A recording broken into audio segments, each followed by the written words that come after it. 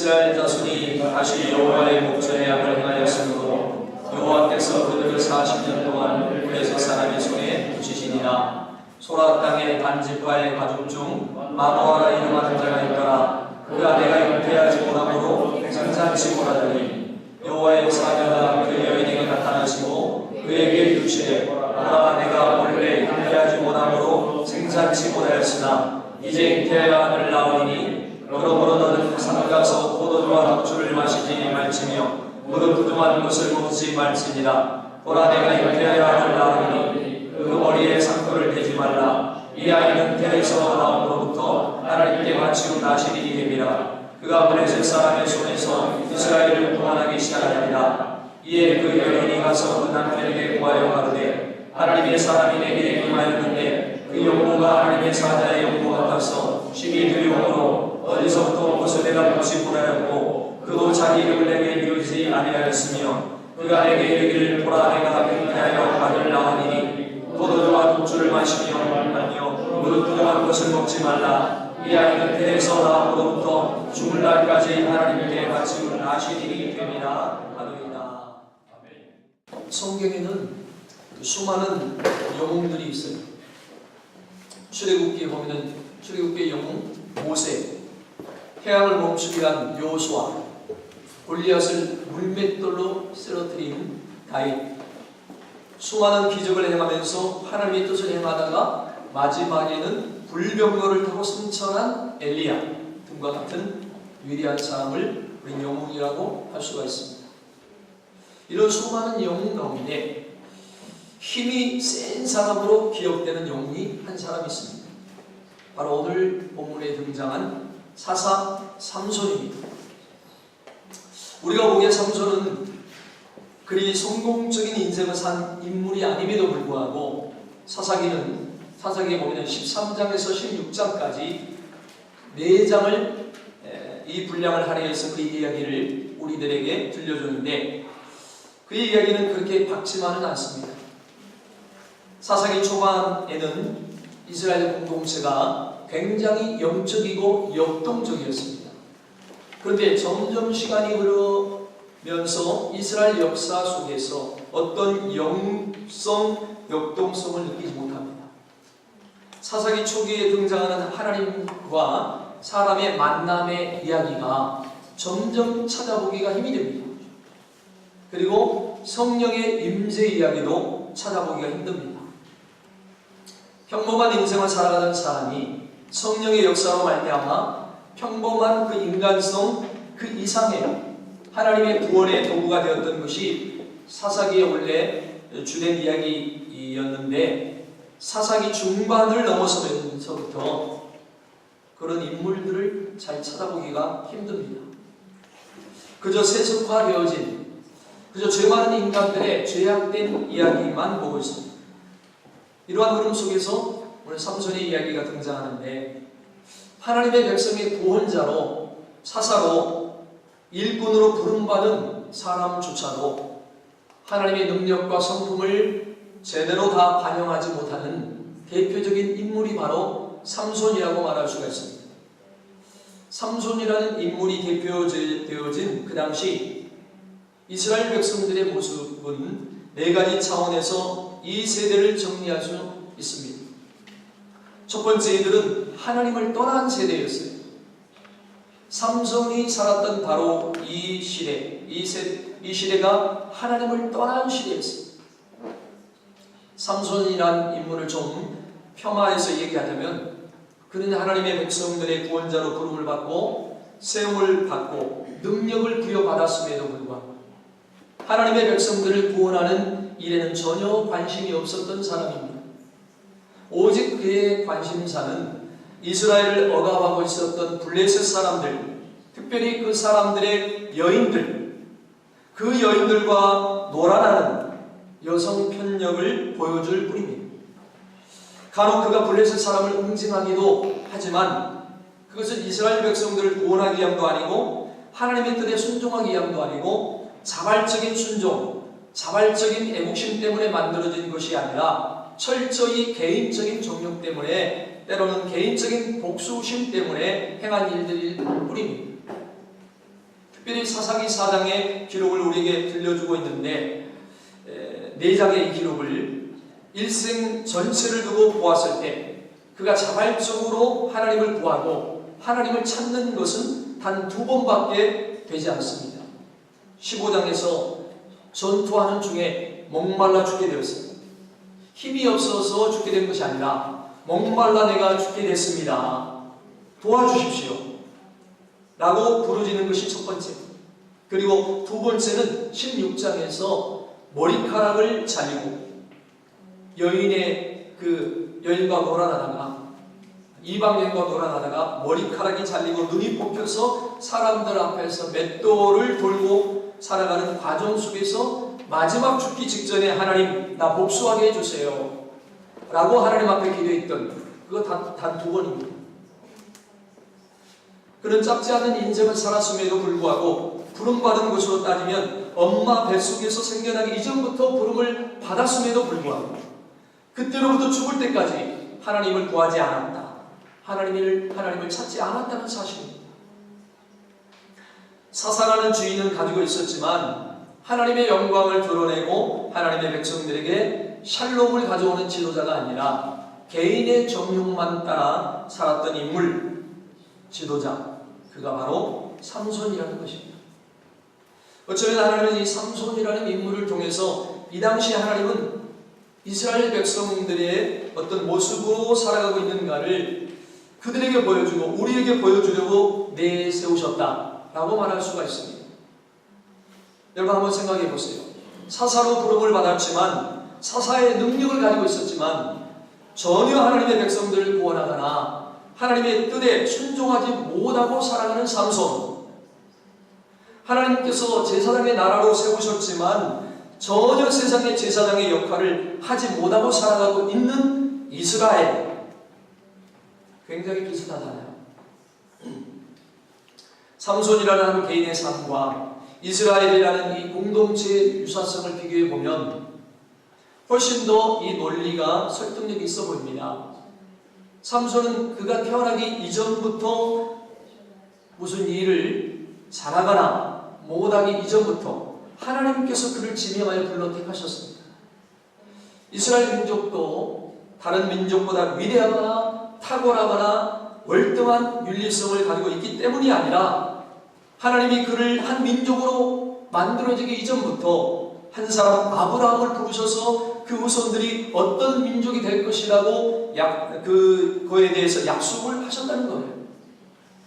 민족으로 만들어지고 난 다음에 잘 살아가는 모습을 보고 그 민족을 택하신 것이 아니라 그 민족이 만들어지기도 이전에 아브라함 한 사람을 통해서 너의 후손에 대한 약속을 주셨던 것입니다. 삼손이라는 인물이 잘 살아가서 그를 선택하는 것이 아니라 그 인물이 태어나기 이전에 그의 어머니를 통하여서 하나님은 그를 선택하셨다는 겁니다. 그리고 이스라엘 민족과 삼손은 하나님으로부터 구별된 삶을 살 것을 요구받습니다. 그러나 이들은 그 부르심에 충성되지 못합니다. 그리고 이들은 지속적으로 끌리는데 삼손은 이방 여인에게 끌려다닙니다. 이스라엘은 이방 신들에게 끌려다닙니다. 이러한 불신앙의 삶 때문에 그들은 하나님의 백성이라는 이름을 가지고 하나님의 사사라는 이름을 가지고 살았지만 그들의 삶 내내 완전한 삶을 구현하지 못하고 언제나 억압과 고통 가운데 살아가게 됩니다. 그리고 그들은 기껏해야 하나님을 찾을 때 죽게 되는 지경에서만 하나님께 부르짖는 모습을 보여줍니다. 하나님을 사랑하지 않습니다. 하나님을 친근히 하지 않습니다. 하나님을 구하지 않습니다. 그러면서 삼손은 넘어가지 말아야 할 선을 넘어섰고 눈이 뽑히고 머리카락이 잘려 정말로 비참한 인생으로 마지막에 경험하게 됩니다. 이스라엘 역시 넘어가지 말아야 할 선, 우상을 섬기는 그 선을 넘나들다가 하나님의 백성의 영광, 하나님의 능력을 경험해야 할 하나님의 백성들이 오히려 비참한 인생을 살아가고 있는 것이 바로 사사기의 이야기입니다. 이 삼손으로 대표되어지는 이스라엘 공동체의 모습, 그런 면에 그들은 하나님을 떠난 세대라고 말할 수 있다는 겁니다. 따라합시다. 하나님을 떠난 세대. 두 번째, 이 하나님을 떠난 세대가 보여준 특징이 뭐냐? 억압과 고통 속에 살아가는 세대였다는 것입니다. 자, 삼손 얘기는 독특합니다. 이 삼손이라는 존재는 그 이전에도 없었고 그 이후에도 없습니다. 이 삼손이라는 삶은 개별적이고 독특한 것이지만, 아주 유일한 것이지만, 삼손이 살아가는 삶의 모습은 이전과 이후에도 늘 있어 왔던 보편적인 모습, 어떤 면에서 불신앙의 모습을 보여줍니다. 자, 1절의 말씀을 같이 읽어보겠습니다. 이스라엘 자손이, 다같이 시작. 이스라엘 자손이 다시 여호와의 목전에 악을 행하였으므로 여호와께서 그들을 40년 동안 블레셋 사람의 손에 묻히시니라. 자, 그동안 이스라엘 백성들은 많은 민족들에게 고통을 당해왔습니다. 에훗이라는 사사가 등장하게 된 배경이 될 때는 모압 족속의 억압이 있었습니다. 3장의 기록입니다. 또 4장에 보면 여자 사사였던 두보라가 등장하게 되는 배경에 보게 되면 가나안 족속의 억압이 있었습니다. 그리고 6장에 보게 되면 기드온이라는 사사가 등장하게 되는 배경이 되도록 미디안과 아말렉 족속의 억압이 있었습니다.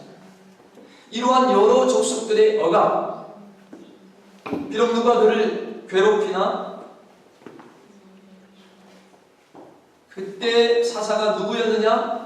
이런 것은 다르겠지만, 여러분, 자기 삶을 살다가 자기 시대를 살고 죽고 다음 세대가 오는 것이지만, 이스라엘 역사는 어떤 면에서 굉장히 반복적입니다. 사사기 안에서 블레셋 사람들이 이스라엘을 괴롭히는 모습은 오늘 본문이 처음이 아닙니다. 오늘 본문은 사사기 안에서 세 번째로 블레셋 족속이 등장합니다.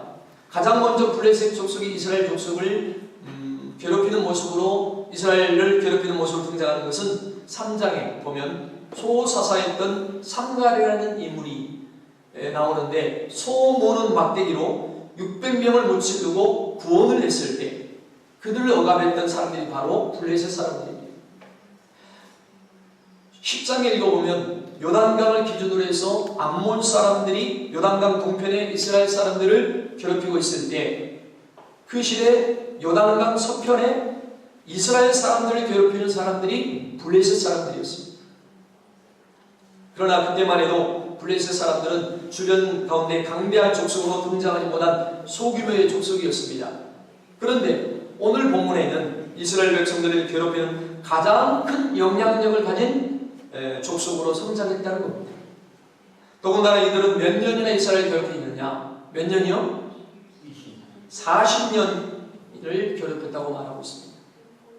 이 40년이라는 기간은 사사기 안에서 다른 민족이 이스라엘을 괴롭힌 최장기 기간입니다.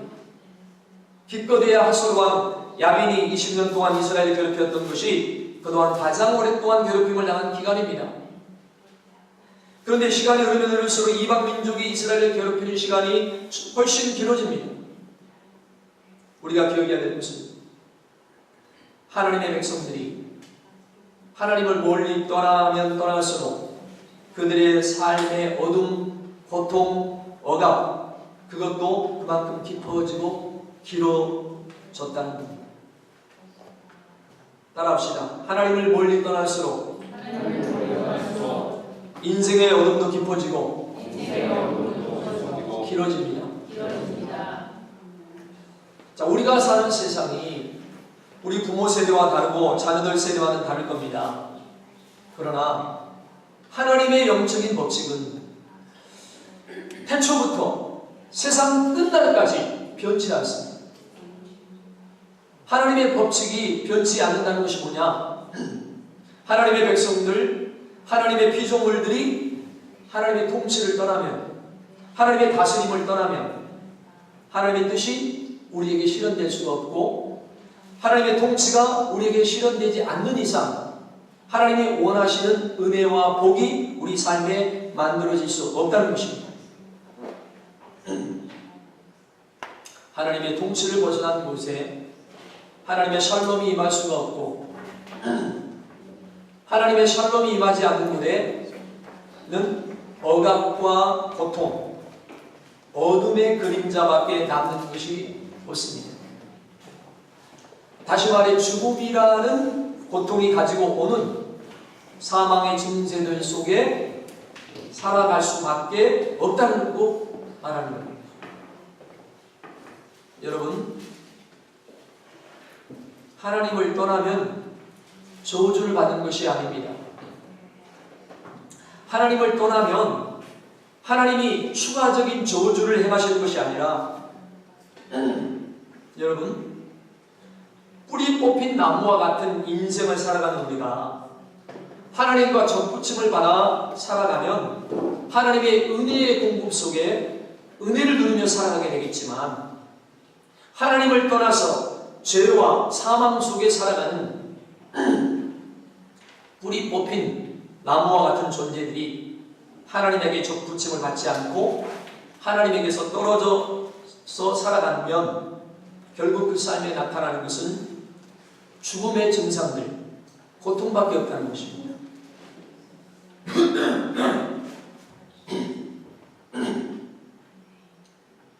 죄송합니다. 여러분, 꽃꽂이에 꽃을 뽑아 놓잖아요. 꽃꽂이를 해서 화병에다 꽃을 뽑아놔요. 꽃을 뽑아놔서 우리가 꽃을 보고 아름답다 하는데 그 꽃이 살아있어요? 죽어 있어요? 꽃꽂이 꽃을 꺾어서 뽑아 꽃병에 꽂아놓은 꽃이 살아있어요? 죽어 있어요? 살아있어요? 근데 왜 조금 있으면 죽어요? 물론 살아있죠. 그런데 조금 있으면 시들어 죽어버립니다. 왜 그러죠? 네? 잘려있기 때문에. 원 뿌리에, 원 나무에 가지에 잘려있기 때문에. 뿌리 뽑힌 나무, 뿌리 뽑힌 나무는 딱 뿌리 뽑아도 가지나 모든 것이 보이기는 다 살아있어요. 근데 그대로 놔두면 어때요? 나무는 죽습니다. 여러분, 우리 인생들은 하나님을 알지 못한 모든 인생들은 바로 뿌리 뽑힌 나무와 같습니다. 살아있는 것 같지만 결국은 다 죽습니다.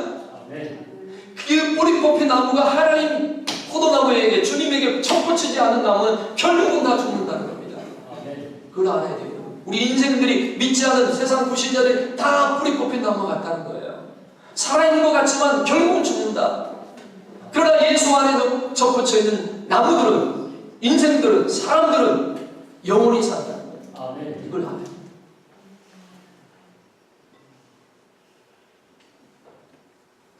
자, 그래서 하나님의 저주를 더 이상 뭔가를 해서 저주를 받는 것이 아니라 하나님을 떠난 인생 자체가 저주랍니다.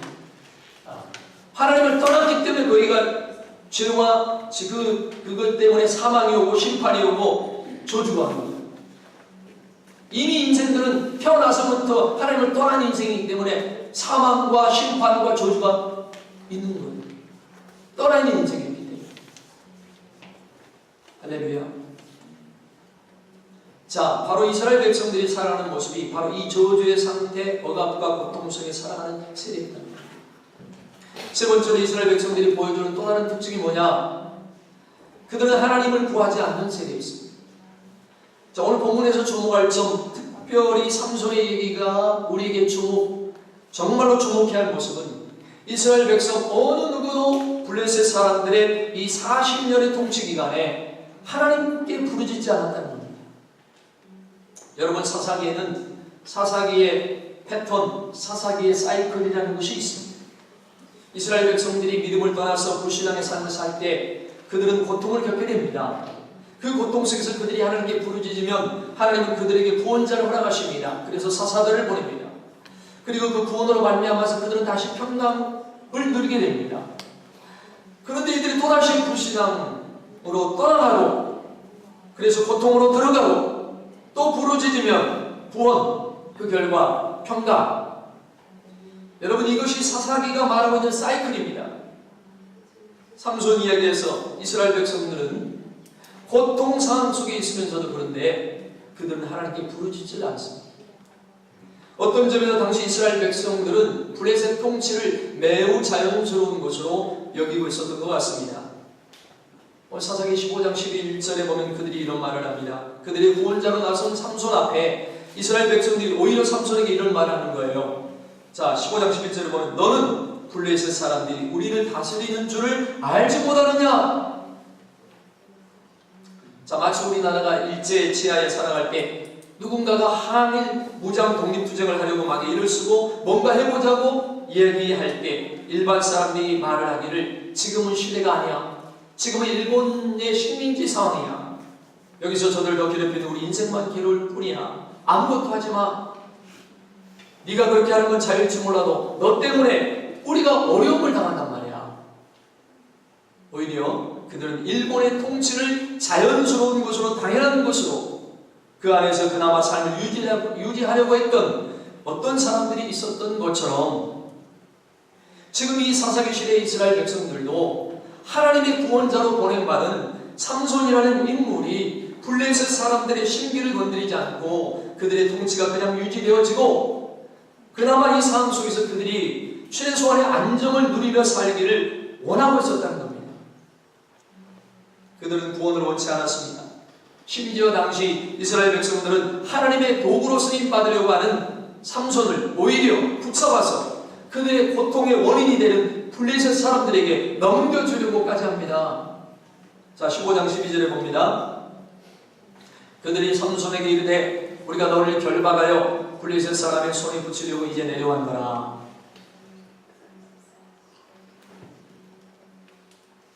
너를 결박해서 블레셋 사람의 손에 갖다 주려고 내려왔다. 그들은 구원을 원하지 않았습니다.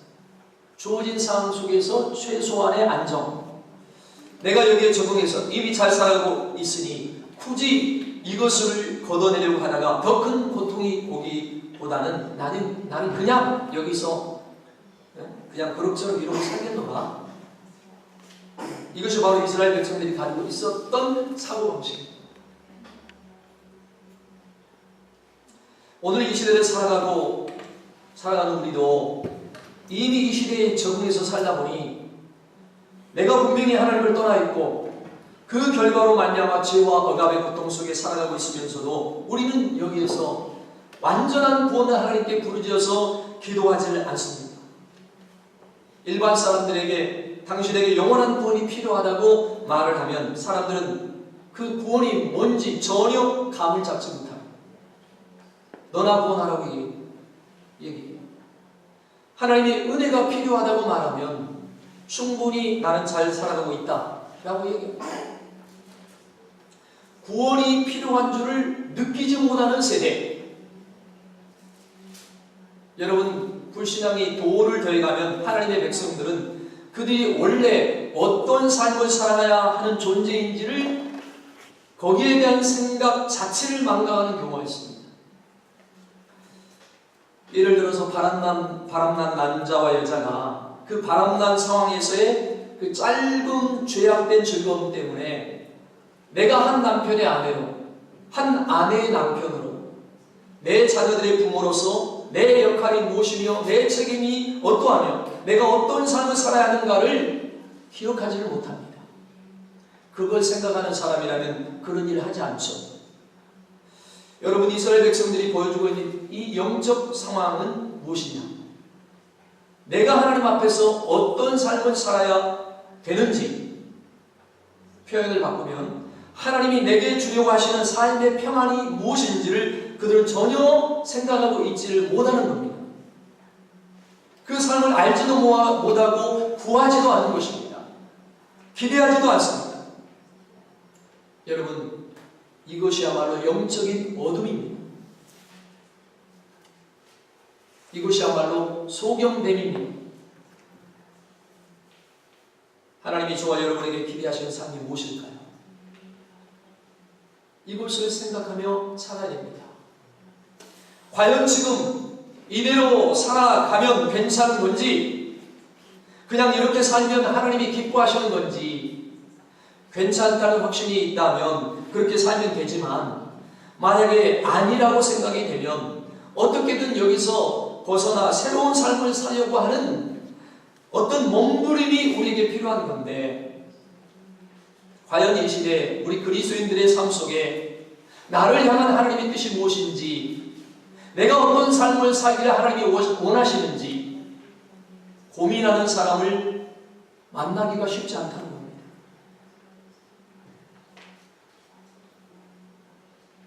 너는 블레셋이 우리를 다스리는지 알지 못하느냐? 라고 말하는 이 시대 사람들처럼 지금 이 세상이 어떤 세상인데 너 모르냐? 지금 이 시대 우리가 살아가는 것 이것만도 대단한 것 아니냐? 라고 이미 그 시대에 적응해버린 원래 하나님이 우리에게 원하셨던 것은 모든 가나안 족속들을 물리치고 하나님의 백성으로서 하나님의 은혜를 누리면서 하나님의 영광을 드러내면서 세상 가운데 하나님을 누리며 사는 것이 얼마나 복된 것인가를 보여주어서 세상 가운데 우리가 제사장 나라로 살게 될 것, 제사장의 인생을 살게 될 것을 하나님은 기대하고 계신데 우리는 전혀 그렇게 살지 못하면서도 이 삶에 대한 불만 또는 이 삶에 벗어나 더 나은 삶, 믿음의 삶을 살아가려는 의도적인 수고와 노력과 부르짖음이 우리 가운데 없다는 겁니다.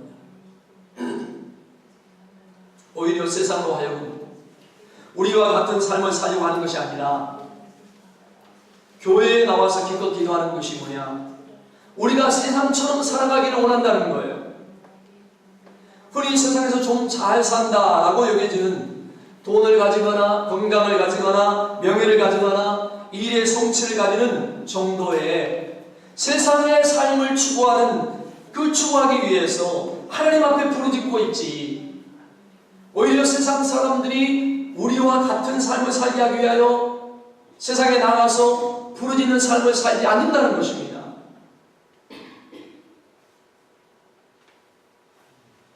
신앙의 최고의 암흑의 정점, 다르게 표현하면 신앙의 최저점, 그것은 하나님을 구하지 않는다.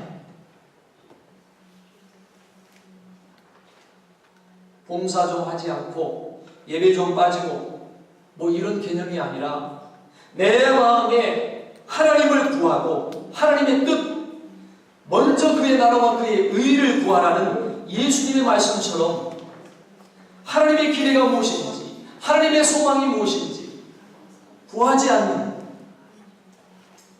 자체, 거기에 대한 개념 자체가 없는 겁니다.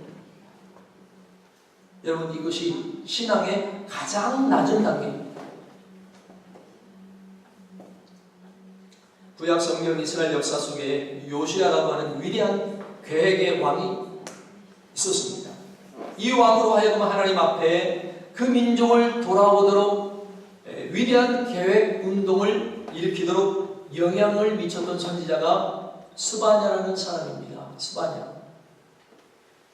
이 선지자가 외쳤던 핵심적인 메시지가 무엇이냐? 스바냐 1장 6절에 이런 말씀이 있습니다. 보십시다. 여호와를 배반하고 따르지 아니하는 자들과 여호와를 찾지도 아니하며 구하지도 아니한 자들을 멸절하리라. 자, 어떤 사람들이 하나님 안에서 그들의 인생, 그들의 역사가 완전히 끊어지느냐?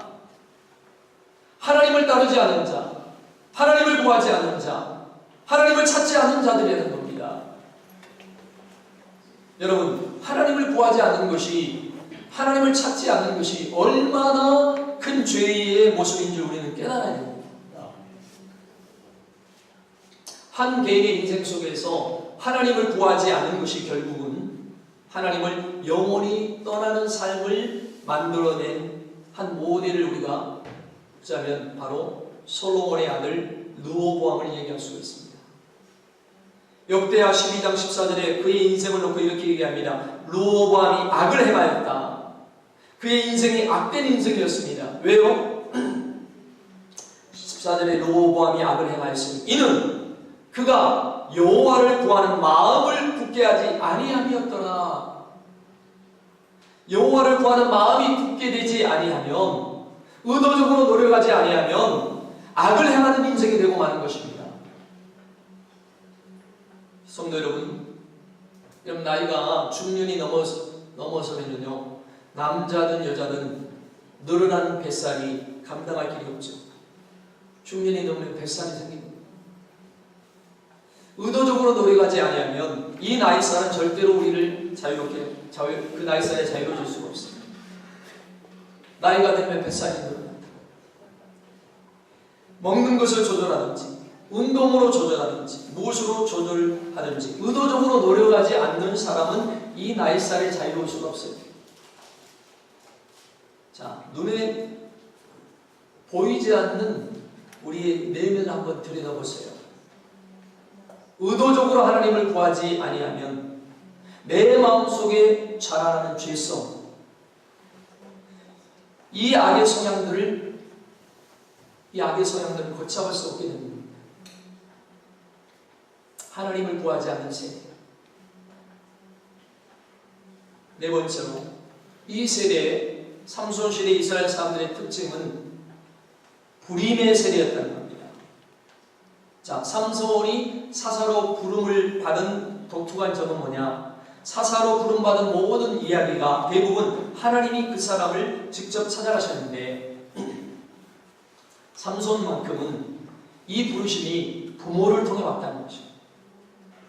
그가 태어나기 이전부터 이 부르심이 있다는 겁니다. 자, 2절에 보세요. 소라 땅에 반지파 가족 중에 마노아라 이름하는 자가 있더라. 그의 아내가 임신하지 못하므로 출산하지 못하더니. 자, 성경은 삼손의 어머니 이름을 밝히지 않습니다. 이 여인은 단지 마노아의 아내로 불릴 뿐입니다.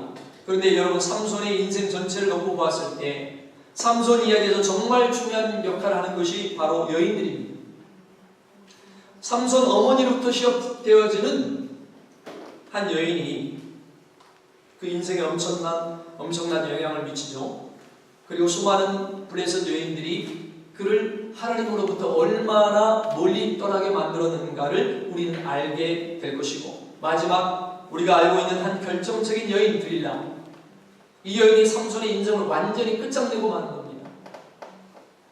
삼손의 인생은 여자를 빼놓고는 이야기할 수 없는 인생인데, 유일하게 하나님과 연결된 여인은 그의 어머니뿐입니다. 그런데 이 여인은 인생의 문제를 안고 살아가는 여인이었어요. 성경은 이 여인을 묘사하면서 임신하지 못함으로 출산하지 못하는 상황이라고 언급합니다. 여러분, 임신을 못하면 출산 못하는 거 당연한 거 아닙니까? 그런데 성경이 이렇게 말하는 것은 두 번 반복되게 이 여인의 상황을 말하면서 강조하는 겁니다. 자, 마노아의 아내의 이 불임 상황은 사실은 하나님께서 이스라엘 역사의 현실이 보여주려고 하는 한 모델입니다. 자, 마치 깨어진 그릇을 갖고 와서 이게 너야 라고 말씀하시는 것처럼 이 불임의 여인상을 가지고 와서 하나님께서 이스라엘 모습을 보여주고 싶어 하시는 거죠. 그들의 현실이 어떠한지, 그들의 미래가 어떠한지, 하나님이 그들에게 원래 원하셨던 삶이 무엇인데 지금 현실이 무엇인가를 하나님이 말씀하고자 한다는 겁니다. 그런데 하나님은 이런 불임의 여인을 찾아오십니다. 여러분, 성경을 한번 깊이 읽어보세요. 이 불임의 여인이 하나님께 부르짖지 않았습니다. 하나님, 내가 아기가 없는데 나에게 아기를 주시옵소서. 한나처럼 부르짖어 기도하지 않았다는 거예요. 이 여인은 불임이었지만 기도하지 않았어요. 그런데 하나님이 이 여인에게 찾아오셔서 아들을 주십니다. 여전히 하나님의 구원을 이스라엘 백성들은 부르짖지 않았습니다. 그런데 하나님은 이 여인에게 주신 아들을 통하여서 이스라엘 백성들을 구원하려고 하십니다.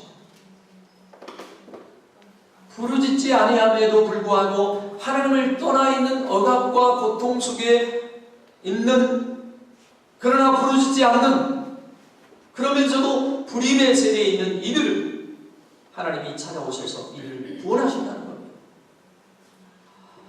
그러니 이 마노아의 아내 불임 상황은 그에게 하나님이 일하시는 현장입니다. 자, 이스라엘 백성들이 억압받고 고통받는 이 상황은 하나님의 구원과 하나님의 사랑을 드러내는 그런 역사적인 현장입니다. 자, 마노아의 아내에게 나타나신 하나님은 어떤 하나님이셔요? 구하지도 않았지만 그들의 문제를 보시고 찾아오셔서 해결해 주시는 하나님입니다. 구하지도 않고 부르짖지도 않았지만 하나님은 그에게 찾아오셔서 생각지도 못했던 나시린의 사명을 주시면서까지 기대 이상의 은혜와 사랑을 베푸시는 하나님이십니다. 자, 돈을 벌려고 하는데 돈은 벌지도 못하고 오히려 까먹고 앉아있고 뭔가 일을 도전하여 성취하고 이루고 싶은데 내 삶의 현실은 반복되는 실패밖에 없고 나는 좀 더 건강해지고 싶은데 점점 몸은 더 나빠지고 내 삶의 평화와 안정을 구하는데 내 삶에 끊임없는 불화와 갈등만 경험하고 있다면 그것이 바로 불임의 세대입니다. 저와 여러분이 바로 이 불임의 세대를 살고 있습니다. 여러분, 마노아의 아내에게 찾아온 하나님의 은혜, 하나님을 구하지 않는 죄 가운데도 하나님을 떠나있고 그 결과로 억압과 고통 가운데 살고 있고 그러면서도 하나님을 구하지 아니하면서 불임의 상황을 살아가고 있는 이들에게 찾아오신 아버지 하나님의 사랑, 그 은혜, 저는 이것이 저와 여러분에게도 임하게 되길 주님으로 축원합니다. 삼손 이야기는 그런 점에서 위대한 영웅 또는 실패한 영웅 아니면 남자와 여자의 한 영웅과 한 관능적인 여인의 로맨스 얘기가 아니라는 겁니다. 삼손의 이야기는 표면적으로 한 영웅의 실패 이야기입니다. 삼손은 잉태되기 전에 하나님께 선택받은 인물이었고 나시린으로 부름받은 인물이었고 머리를 기른 천하장사였으며 그러나 여자 치마폭에 쌓여 인생을 패가망신한 인물, 결국에는 두 눈이 뽑혀서 소처럼 맷돌을 가는 그런 인물이었습니다. 하나님의 구원 백성, 하나님의 일꾼으로 부름받은 인물이 이따위로 비참하게 살아가는 모습을 볼 때 여러분, 우리는 정말 부끄럽죠. 그렇지만 그럼에도 불구하고 하나님이 삼손을 보내신 이유가 뭡니까? 그것은 바로 하나님의 백성을 구원하기 위해서입니다. 하나님은 구원하실 수 있는 충분한 능력을 주셨습니다. 그러나 실패한 것은 뭡니까? 삼손이 그 힘을 하나님의 뜻을 따라 사용한 것이 아니라 인간의 정욕을 따라 사용했기 때문입니다. 어쩌면 오늘 우리도 하나님의 뜻을 따라서 살아갈 충분한 능력을 부여받고는 있지만 그것을 엉뚱한 정욕을 따라 사용하며 하나님의 관심, 하나님의 능력, 하나님의 뜻과는 전혀 상관없는 곳에 쏟아부으며 살다가 하나님의 기대하는 인생을 살아가지보다는 우리도 어떤 면에서는 삼손과 다를 바가 없는 존재라고 말할 수가 있습니다. 오늘 삼손의 이야기는 우리에게 참 많은 것을 보여주고 있습니다. 하나님의 일꾼과 지도자로 세움받은 사람들의 부족한 모습, 그 당시 이스라엘 백성들, 삼손, 오늘날 우리와 같은 이러한 이야기는 성경을 읽어보면 언제나 있어왔던 일입니다. 사사들이 부족함은 우리가 이미 너무 잘 알고 있는 것이고 이후로도 엘리 제사장은 제사장으로 부름을 받았지만 하나님의 말씀에 대해서, 하나님의 소원에 대해서 무지한 지도자였습니다. 하나님의 백성들이 지도자를 세움받은 사울왕은 왕의 그 포지션을 가지고 있었지만 그는 하나님의 뜻을 쫓아 다닌 것이 아니라 인간의 영역과 복수심에 불타, 여러분 그렇다고 다윗이 뭐 크게 잘못한 것도 아님에도 불구하고 그 한 사람을 죽이기 위해서 왕의 모든 능력과 시간을 거기에다만 다 쏟아부은 인물입니다. 생각해보세요. 얼마나 비참한 인생입니까? 왕으로서 할 수 있는 일이 얼마나 많은데 그 모든 왕의 권위와 능력을 가지고 기껏 일생 동안 하는 일이라면 다윗 뒷공무니만 쫓아다니면서 자기 사위 다윗을 죽이려고 했던 일이 그 인생의 전부였어요. 북이스라엘 왕과 남유다의 수많은 왕들도 하나님이 세워주신 지위와 능력과 영향력을 가지고 그들은 하나님을 만족시키지 못한 사람들이 너무 많았고 그 결과로 그들은 바벨론 포로로 잡혀갈 수밖에 없었어요.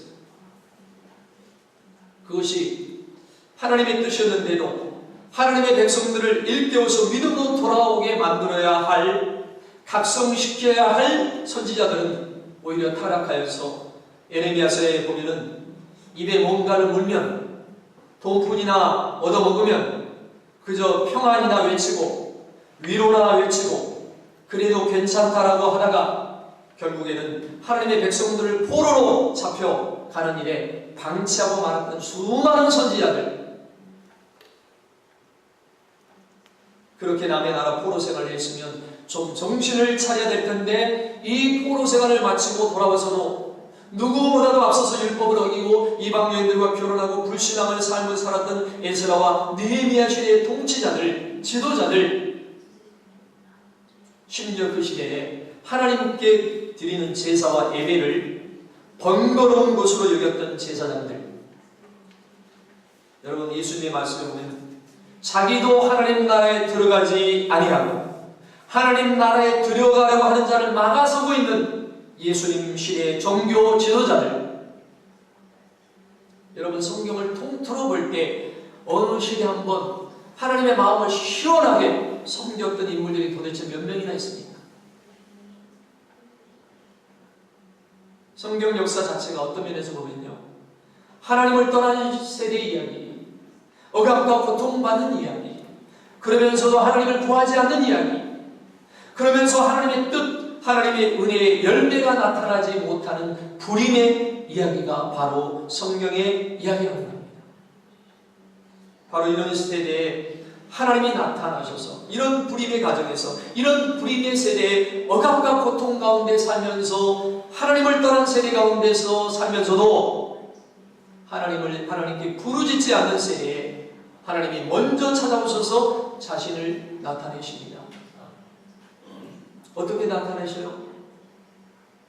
18절에 다 같이 한번 읽겠습니다. 교회개정 말씀으로 다 같이. 여호와의 사자가 그에게 이르시되 어찌하여 내 이름을 묻느냐, 내 이름은 기묘자라 하니라. 자, 기묘자, 이 뭐예요? 기묘한 인물이라는 뜻이죠. 기묘로 번역된 펠리라는 말은 기이하고 놀랍다라는 뜻을 가진 동사 팔라에서 파생되어서 놀라운, 인간의 능력을 초월하는 기이한이라는 뜻을 가진 말입니다.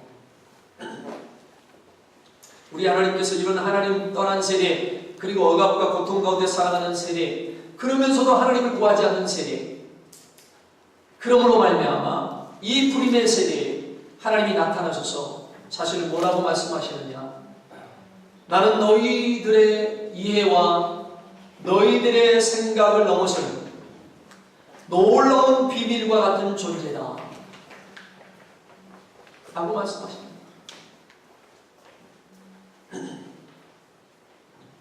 하나님의 능력이 놀라울 수도 있지만 사실은 하나님의 능력만이 아니라 우리를 향한 하나님의 사랑이 놀라웁니다. 그런 우리에게 하나님이 찾아오신 그 하나님의 사랑이 놀라웁니다. 그런 면에서 삼손의 얘기는 힘센 영웅의 얘기도 아니고 로맨스 얘기도 아니고 사실은 우리를 향한 하나님의 사랑 얘기입니다. 우리를 위한 얘기입니다. 그 위대한 영웅이 여인의 뒷공무니를 쫓아다니는 삼손 이야기처럼 그 위대한 하나님이 정말로 별 볼 일 없는 인생들, 우리 인생을 살아가는 우리의 뒷공무니를 쫓아다니는 얘기입니다. 그래서 우리는 삼손을 볼 때마다 참 한심스럽다. 그 능력 가지고 기껏 할 짓이 여자 꽁무니밖에 못 쫓아다니냐. 답답하죠. 한심스럽죠. 그런데 우리는 이 삼손의 얘기를 보면서 우리는 계속 머릿속에 우리 하나님, 참 우리 하나님 이해가 안 되죠. 그 하나님의 능력 가지고 그냥 우리를 그냥 싹 쓸어버리고 새로운 민족을 만드시든지 아니면 모른 척 하셔도 누가 뭐라고 그럴 게 없는데 우리 같은 바람둥이, 우리 같은 인생을 살아가는 우리를 이렇게 쫓아다니시나. 우리는 이 삼손의 얘기를 통해서 그 하나님의 기묘자의 모습을 보아야 된다는 것입니다. 이렇게 처음 우리를 향한 하나님의 사랑의 이름을 기묘자로 계시한 이 사사기의 기록을 넘어서서 성경은요, 사사기 시대에 다시 한번 이 이름을 우리에게 그 이후에 계시합니다. 이게 누구의 이름이냐? 바로 예수님의 이름인 것입니다. 이사야 9장 6절 같이 읽겠습니다. 대표적 말씀으로. 이는 한 아기가 우리에게 낳고 한 아들을 우리에게 주실 바 되었는데 그의 어깨에는 정사를 메었고 그의 이름은 기묘자라 모사라 전능하신 하나님이라 영존하시는 아버지라 평강의 왕이라는 것입니다. 자, 누구를요 그렇게 말해요? 예수님. 여러분, 여러 별명 가운데 하나가 바로 기묘자입니다. 하나님을 떠나 억압과 고통 가운데 살면서 그러면서도 하나님을 구하지 않고 원하는 것도 이루지 못하는 이 불임의 세대의 삶을 살아가는 우리에게 우리 예수님이 찾아오셨다는 겁니다. 끈질기게 우리를 추적하시는 아버지 하나님의 사랑, 끈질기게 여자 뒷공문이나 쫓아다니는 그 능력 가지고 기껏 한다는 짓이 이방 여인 쫓아다니는 삼손, 버림받아 마땅한 우리, 이스라엘의 번듯한 여자라도 만났다면 정상적인 로맨스가 되겠지만 왜 이방 여인을 쫓아다니는지 이해할 수 없는 삼손, 약속의 이스라엘 백성을 쫓아다닌다면 그나마 이해가 되겠지만 언약 밖에 있던 우리와 같은 이방인들에게, 더군다나 제대로 된 삶을 살지 못하는 하나님에게 전혀 관심이 없는 우리에게 그렇게 끈질기게 찾아오시는 하나님의 사랑. 그래서 성경 로마서 5장 6절에서 이 기묘자 예수님을 이렇게 묘사합니다. 자, 보세요. 우리가 아직 연약할 때 기약대로 그리스도께서 경건치 않은 자를 위하여 죽으셨다. 자, 우리가 아직 죄인 되었을 때 죽어주셨습니다. 자, 5장 8절에 이어진 말씀에 우리가 아직 죄인 되었을 때 그리스도께서 우리를 위하여 죽어주시고 하나님께서 우리에 대한 자기의 사랑을 확증하셨느니라. 아멘. 연약할 때, 죄인 되었을 때 보여주신 하나님의 사랑.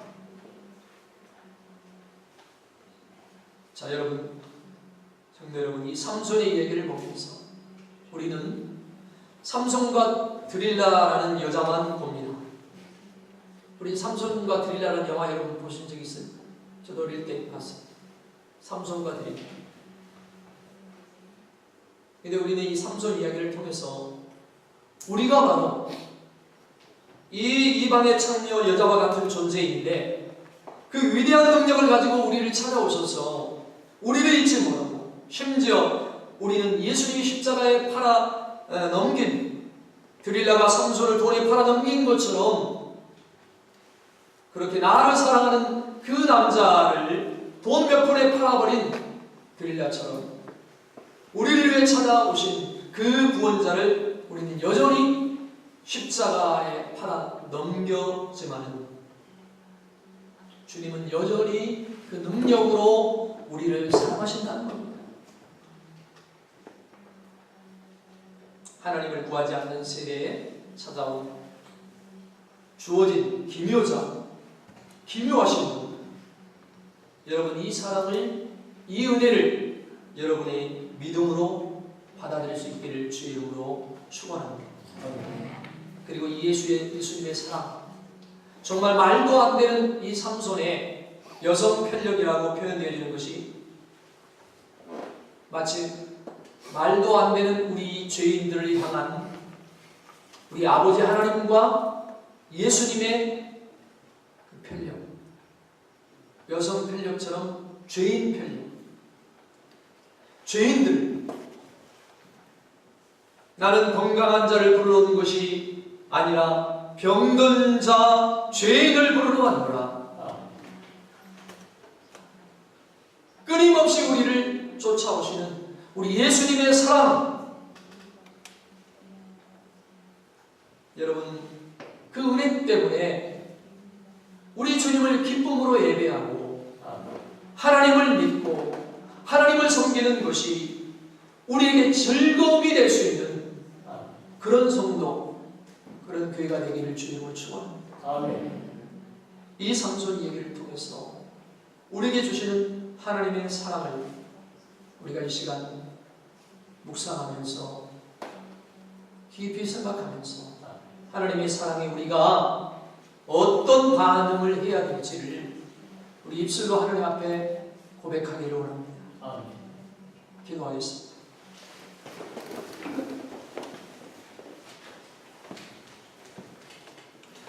우리 하나님, 오늘 이 삼손의 이야기를 통해서 아버지 하나님께서 우리를 얼마나 사랑하시는지,